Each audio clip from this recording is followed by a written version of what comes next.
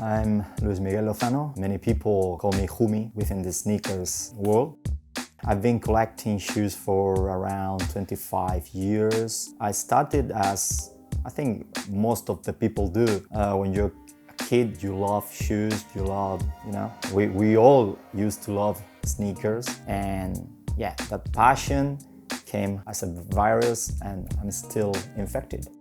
I've never counted them, but I'd say around 2000 roughly. The first serious pair of sneakers I had was the first Air Jordan in the 80s. Air Jordan 1, a white metallic blue. That was a strong one back then. That was the shoe, not only the first great shoe I had, but also the shoe I had in mind when I started collecting. It was the shoe that made me desire to get it again. I said, okay, I would love to have this shoe again. So that's what made me start collecting. In fact, I wanted the Chicagos. We used to call them tricolor. I asked my uncle to bring it from a trip to Andorra. So he couldn't find the Chicagos and brought me that one that I didn't even know that it existed. So when I got them, I was the same happy because it was a pair of Nikes, it was a pair of Air Jordans. So I was so happy with them. And as time has passed, I think they are even more special than the other one, So yeah, there's always that connection between me and the original one, blue metallic. I grew up in a small place, but it's so funny because everyone here knew about sneakers. There was like we can call it culture. Everyone knew about the Nike, about the Air Jordans, about the running shoes. We could name every shoe. I remember conversations talking about the cushioning systems. Oh, the convention doesn't have cushioning, but the Air Jordans does. Or the Air Max. Is this the first one with visible air? Wasn't there anything like that before? Today that is so normalized because we have information everywhere. Back then, our way to learn was peeping magazines, going to the stores, touching the shoes, trying them, We didn't have that much information. But at the end, we used to go to basketball matches just to see the shoes of the players or going to the races to see which racing shoes were they wearing. We all knew about that. And the good thing is today, there are people who have been disconnected from sneakers all these times and they still can relate. They can say, oh yeah, I had a model, what was the name? Oh yeah, Delta Force or Air Force 2 or the weapons, Double Team High basketball shoe. 1983. What's special with this shoe? You're gonna see. Look at the height of the shoe. It's incredible. Double team. This shoe is like two boots in one. If you go to the inner part, there's this boot with leather collar and nylon foot with blue laces, as you can see. But then you have the leather covering, like the shoe itself, with another lacing, and here the strap. So imagine the ankles. It's incredibly high. This is a size 8, which is not too big. So I can't imagine a size 15 for a basketball player. Look at this again, the map box. Look, Nike marketing back then. I love Nike, so good.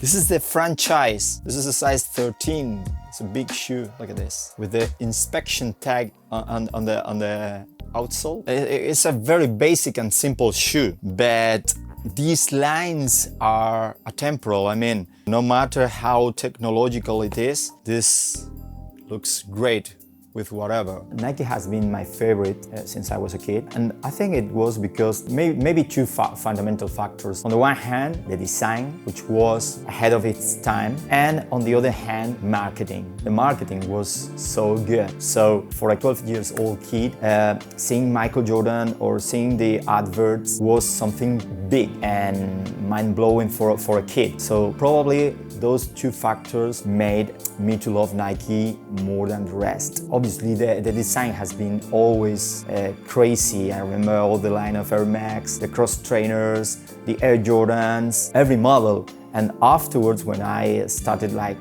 collecting, I focused my attention on those models I never knew before, like those in the 80s. So the 80s were amazing too. Yeah, if I had to choose an era, I'd say 80s and 90s, because it's the time where I was a kid, I was a teenager. But as I told you before, when you are deepening into the whole history of Nike, you discover those 70s colors, materials, bright vinyls that they're so good. And yeah, I've got love for 70s, 80s, 90s, and even today. The oldest pair is a pair of Nike Marathon from 1972, which is the year in which Nike was born. Made in Japan, it was the first running shoe made of nylon. It's a real jewel to me. I found it in Japan. I found shoes all over the world. I mean, sometimes it happens naturally. I remember once I was walking down the street and I saw a big screen with a very old pair of shoes. The typical dusty store still attached to the 80s, and they had a pile of vintage shoes there, so I got them all. So that was completely unplanned. And some other times, I just take my car, think of a destination and say, probably there are some stores with stuff there. I used to do that like 15, 20 years ago. And yeah, I got good places. And I've got many stories about it. Well, as for the Air Max 1 Big Bubble, that was too big back then when they released. I remember there was like a picture of them with the lights coming out of the bubble. It immediately caught our attention. So the first time I went to the store and tested them, I was trying to get where was the button to push to get the lights on. Because I thought they had lights, and it was incredible. You remember that advert in which a kid was looking through the window? So I could have been that kid, because we all used to do the same, looking through the window, pressing. For us, it was like the first shoe with air cushioning. Afterwards, we found out that some others had air cushioning, but it wasn't visible. But for us, it was like the first one, you know, it was incredible. And I was lucky I had a pair, and I destroyed them in 1999 or so. I got another pair, so I wore them a lot until I noticed it started to crack. So I left it, and I still have it like a museum piece. Pristine pair of Air Max 1. You won't find so many like this. In fact, I think this one is unique. Don't ask me why, but the way this midsole stands is unreal. I mean, I haven't done anything special with this pair. The midsole stands perfect, so the shoe looks brand new. This is an original pair of Air Max 1 from 1988. That's 36 years old. It's crazy, the condition. Of course, with the tag and everything attached.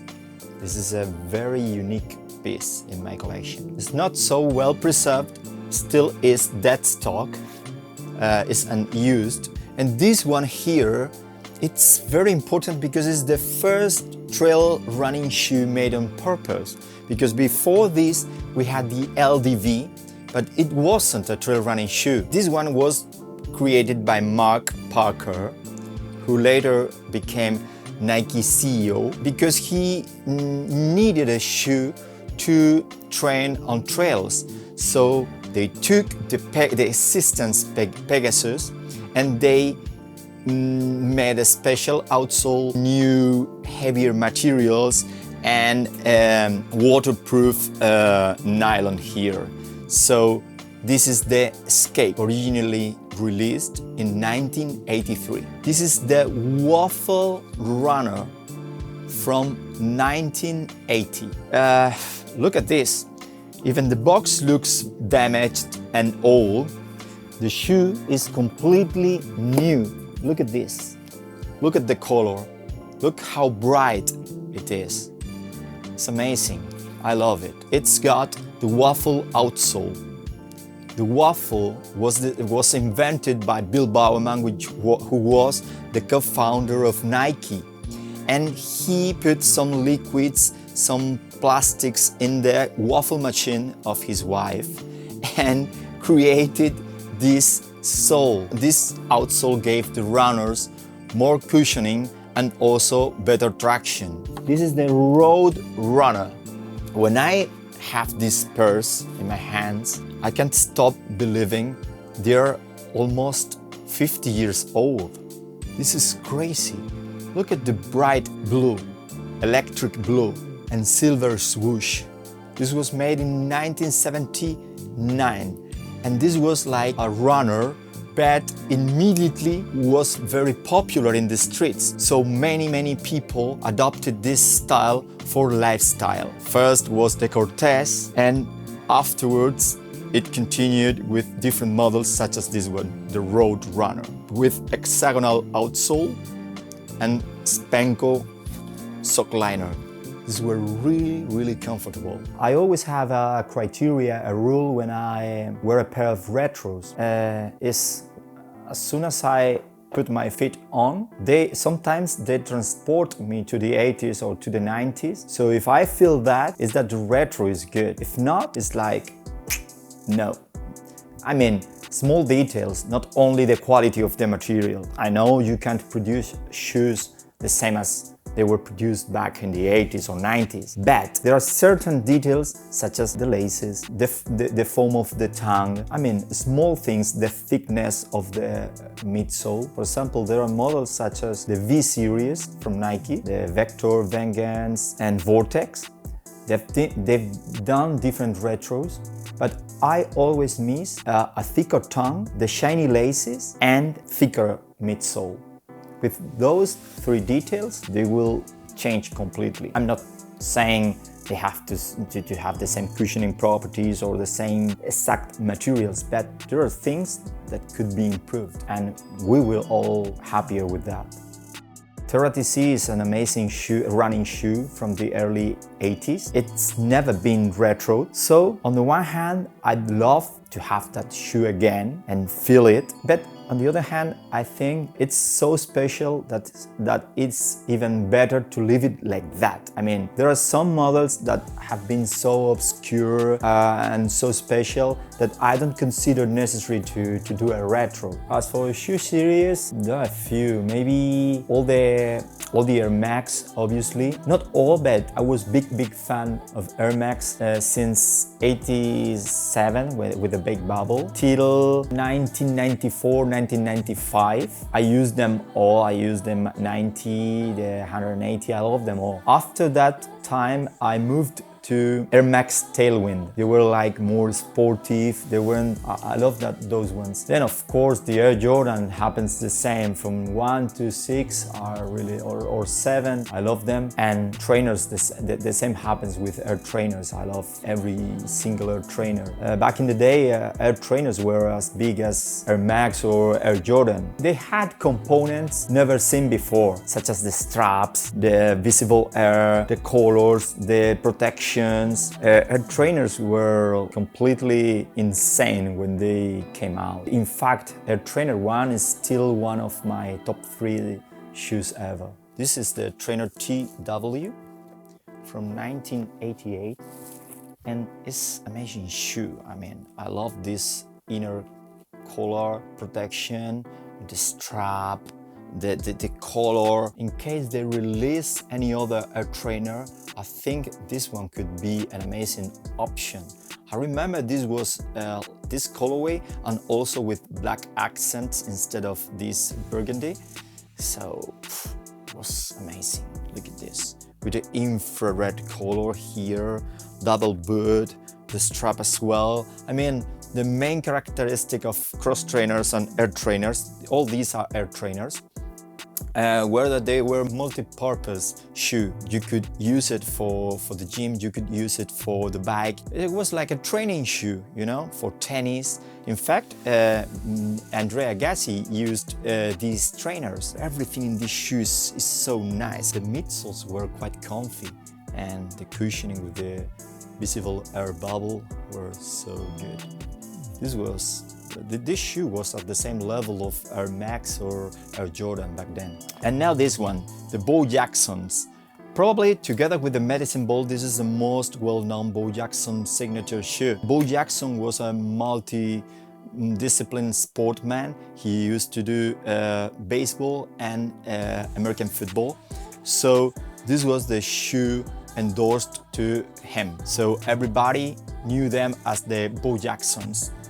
As for basketball, I have pairs of Blazers from the 70s, also franchise, legends, double teams, dunks, what else? All the Code Force line, Air Force, of course, Air Force 1, Air Force 2, Air Force 3, Glider, Magician. A lot.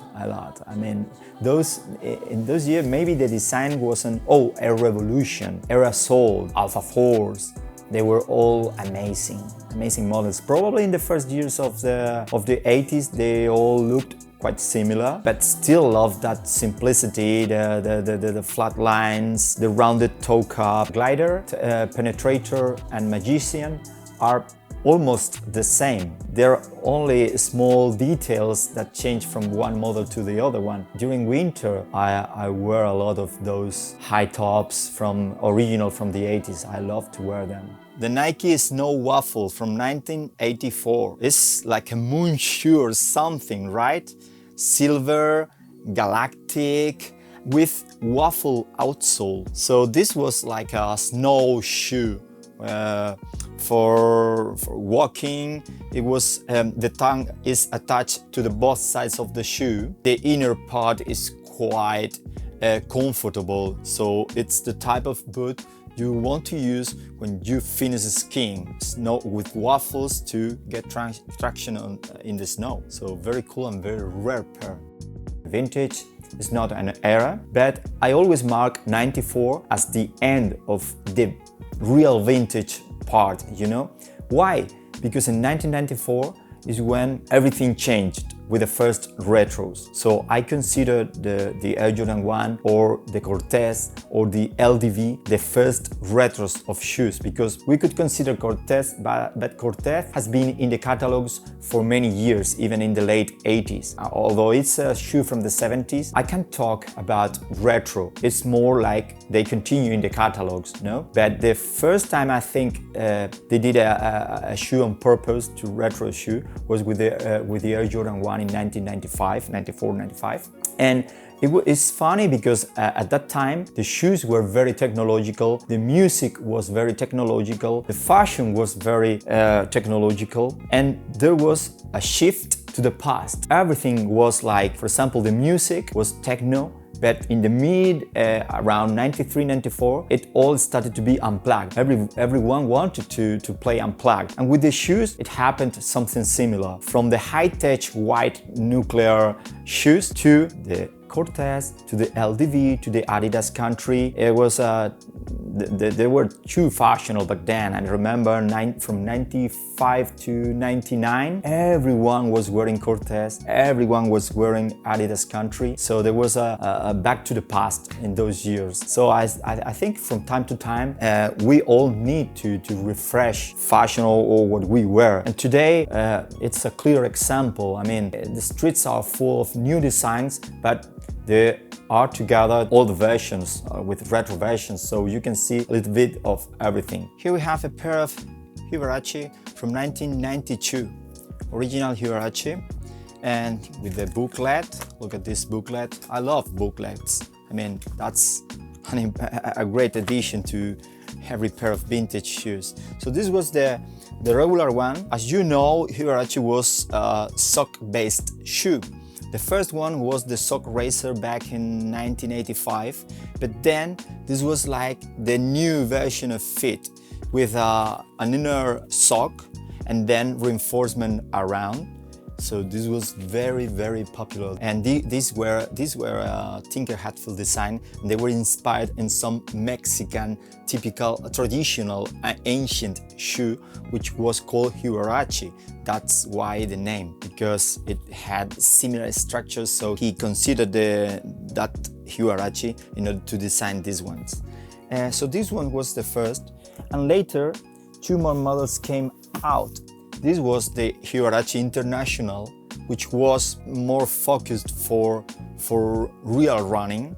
So many runners used this one, which was within the Nike International line. The running section in the early 90s was called Nike International. So these shoes belong to that branch of running. And together with this one, and from the same year, 1993, we have this one, Air Huarache Plus. Two great models with bright 90s colors and with a fresh design look at this had a clip here just to tighten them. So as you can see, all of the Air Huarache share one characteristic in common, which is the sock-based construction. Yeah, well, vintage passion has been there for many years. I mean, when I started, I didn't know anyone else was collecting shoes, but social media made possible to meet the community around the world, American, Japanese, European. So there are lovers all around, vintage lovers in different countries, but I have a special feelings towards Japanese guys. In fact, I assist to the OTC meeting in Tokyo. And that's so good because it's like the purest vintage experience where a group of not more than 30-40 people attend to a little place to share thoughts on vintage, to share your new acquisitions, to learn and to enjoy vintage. And that's so good because it's, as I said before, like the purest expression of vintage lovers. Yeah, it's a pretty nice scene here in Europe as well, with mates such as Julia, Sneaker Queen in Germany, like Nicolas Charavet in France, and many others. So, and obviously in the States as well, with many people here in Europe. Also Gerard OG in London with his amazing Jordan collection. Here in Spain as well, my friend Oscar Striot, Pablo Jordan, and Tutti Plain. They've got impressive collections, and yeah, we all share our thoughts, our life experiences related to sneakers, so it's really good. I would never have dreamt of having what I have today. So asking for more, it could be like, I have more than I could ever dream of. So there's nothing I still want. I mean, for sure, if I find something, I'm gonna love it. I mean, there are lots of shoes, I can tell you, originals from the 70s, and there are many shoes I don't own, but it's not something I'm after it. It's just, I love them, I enjoy when I see a pair, but I'm more than done. Today I prefer to enjoy new releases and use them because the shoes we use today are gonna be the shoes that are gonna be future classics. But today I'm more focused on trying to know which pairs from today are gonna be classics in the future, because for me, having this collection doesn't mean having 2,000 pairs of shoes. To me, the reason of having them is to have the possibility to tell stories by means of my shoes. So it's so good when I can tell the story of running through my shoes, the story of basketball, the story of trail running. So that's the meaning, not having the shoes for just to have them storage in a room. The good thing is to be able to tell stories through those shoes and to show the new generations where all the shoes they're wearing today come from.